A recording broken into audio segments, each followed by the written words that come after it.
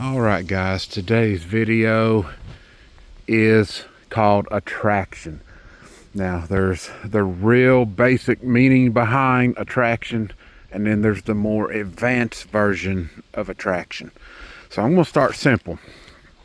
Whenever you hear the word attraction plots, you're going to picture something, smaller like this. It doesn't have to be the species I set out here. It could be as basic as saying I've stuck clover out because I know deer love to eat clover. So your mindset is find something deer like that draws them in, the attraction part of the plot. It's not the wrong mindset to have. You could easily say, this plot here is an attraction plot, but I have the more advanced version of attraction. So if you're thinking about attraction and you're wanting to upgrade the attraction, I know this sounds weird, but draw more deer in, have more of a opportunity to see deer on your property, you start getting into more of the advanced stage. So let's say that you did the simple basic food plot.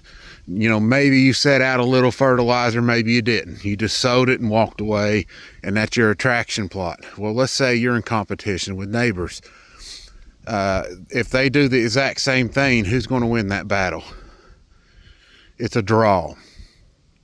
So if you want to go the more advanced route, you can add, the next step up would be to add something besides clover, like these multiple species you see right here.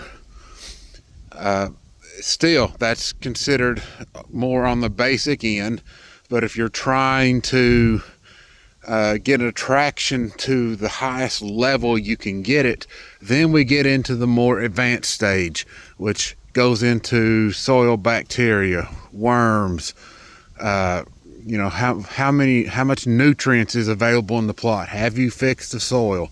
All those things contribute to attraction.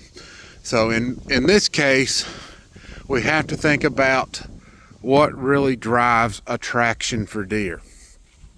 Well, first off, if you have poor soil, your plants are already at a disadvantage, just like mine are. The problem is when poor soil happens, the taste of these plants are worse than what they should be. So whenever you go out to the co-op or whatever fertilizer place you buy from, and let's say you just use a 1010 fertilizer, that 1010, whether it's synthetic or not, is designed to sweeten the plants. So the better your nutrient level is, the sweeter the plants become. Poor soil makes plants taste more on the bitter end. So if your goal is attraction, you don't want to hear that you're sticking plants out that sound bitter. Even though a poor soil plot like this still will draw deer in, it's just not going to do the best job it can. So if you're looking for much better results, that's where nutrition comes into play. And like I'm going to do here, I'm going to add more potassium. I'm going to add more manganese sulfate, even potassium sulfate. All of that is designed to increase taste of the plants. Nitrogen helps sweeten things up. Every type of nutrient you can think of goes to functioning toward taste, tonnage, protein output, all that stuff.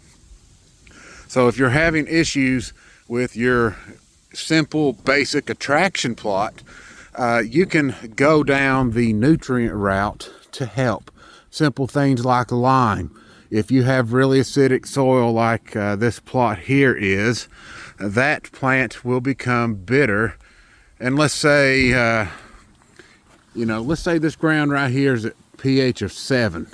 If I was to stick this plot over here, then deer will be over here at a much higher rate. Even if I left this plot alone as is, they're going to stick over here because those plants taste better. So they'll eat that down to a nub, and then they're going to be forced to work their way back to this plot. So is that the type of plot you want when it comes to attraction? No, you don't want the bitter plot. At least when you're attracting, I know there's, you know, you're not probably too concerned about growing bigger deer, because these little plots like this do not really do that. It's a good stopping point to give them a break and a snack before they move on. But I'm making it a nutritious snack, so that way I can at least help these deer out because the ground is so poor. So when you're thinking about attraction, do you want to go the basic route? Do you want to go intermediate? Or do you want to go all out and cover everything in your attraction plots? And that all depends on competition with neighbors, how many other hunters you have. So I'm not saying that 100% of the time you're going to have deer in a top end attraction plot. Deer are free to roam. They're going to wander on your neighbor's property. But if they're here, let's say 40% of the time before you stick this plot out, and then you put the plot out, make it top notch, best as possible, and let's say instead of 40% of the time, they're on your land 60% of the time. Is that worth it? To me, it is. So that's just something to think about. This is a very simple, basic video. Attraction plots can be very basic.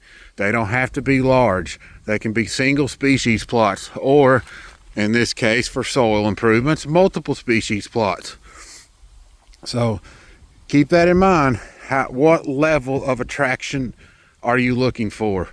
Could you do nothing but clover? Could you do nothing but cereal rye, nothing but winter wheat, or a solid turnip plot? You know, whatever you think that version of attraction is based on the level of plant browse. And of course, clover is probably the most popular attractant around, because everybody knows that deer love that stuff. But there's also other plants that will help draw them in besides clover if you wish to pursue the more advanced levels. All right, guys, short video.